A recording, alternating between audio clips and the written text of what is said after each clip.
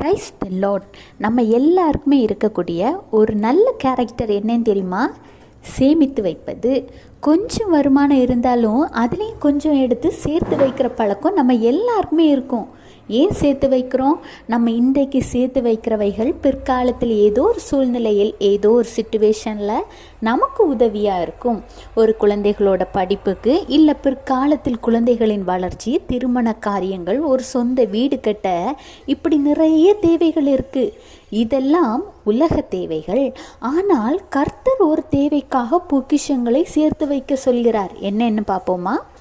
1 தீமோத்தேயு 6:19 நித்திய ஜீவனை பற்றி கொள்ளும்படி வருங்காலத்திற்காக தங்களுக்கு நல்ல ஆதாரத்தை பொக்கிஷமாக வைக்கவும் அவர்களுக்கு கட்டளையிடு. அதாவது நித்திய ஜீவனை நாம் பெற்றுக்கொள்ளும்படி பரலோக ராஜ்யத்தில் நமக்கும் ஒரு இடத்தை நாம்